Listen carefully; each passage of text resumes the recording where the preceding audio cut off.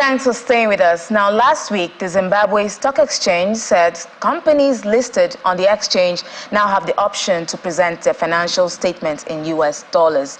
We all know that the Zimbabwe economy is highly dollarized, and the authorities believe that this move will provide policy certainty to the market, which has been disrupted by changes to currency regulations in the past. Paul Kamal, Director, Financials Limited, joins us from Nairobi, Kenya.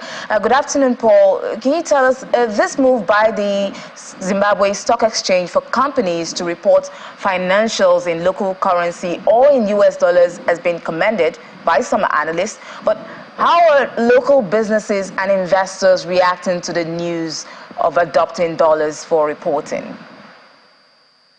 Thanks a lot for those kind of questions. But what we need to get is the context that Zimbabwe has been highly dollarized, and it was just a matter of the next thing that they could have done. You can see from 2009 that the authorities allowed the trading in US dollars.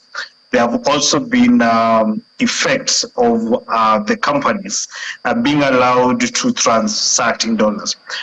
Actually, 80% of the dollars, or 80% of the economy is transacted in dollars. So that means that by allowing them to report in dollars, it just was the only sequential thing that they would have done. So I don't think there will be any major shift because they have actually been doing that. It's only that it has not been officially been adopted in reporting such kind of reporting the economic activities in dollars. So there will be minimal or if any significant change. So what implications does this decision have for foreign investors interested in the Zimbabwean markets? One of the things that happens is that they come into certainty in terms of now there will be no effect of exchange rates. For a long time, if you're using Zimbabwe currency and then you are coming to dollar, the exchange rates has been having a lot of challenges because there is no certainty. So that is one of the things that foreign investors have been at least assured of the certainty. The other things is that now the movement of the currency has become into formal channels. Now there will be at least the black market will be moved out because people now will know that the reporting, the certainty has come into play. Then the other one would be that the fact that now you can be able to repatriate the dollars, you can be able to ship up. That means that the market becomes fluid enough and it may be attractive, at least to the foreign investors. So how does this move? We're just looking at the future here to US dollars aligned with the broader economic and monetary policies in Zimbabwe. I mean, how will this impact the local economy of Zimbabwe? Well, dollarizations, at least it has helped stabilize in terms of removing the Zimbabwean foreign exchange. But it brings a bigger problem because one, the central bank of Zimbabwe will have challenges in instituting any monetary policies because they don't own the dollars. They cannot come with the local instruments. Now they'll be forced even to issue something like treasury bills, treasury bonds, even in dollars.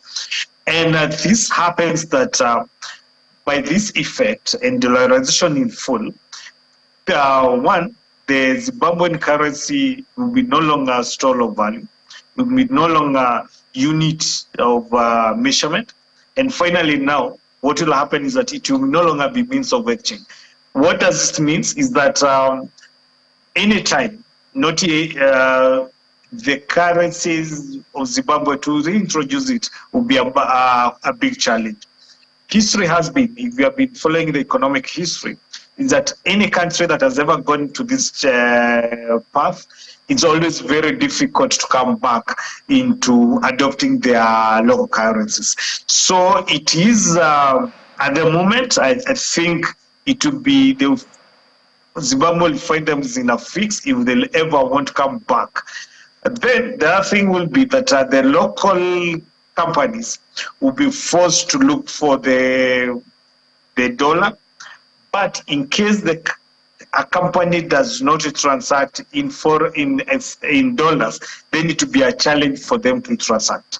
So in short term, it may sort their monetary issues, but in the long term, I think it will be more fundamentally challenging, because the monetary policy will not be in the hand of the central bank, but it will be to say the central bank of the currencies that has been issued, which is now US dollars.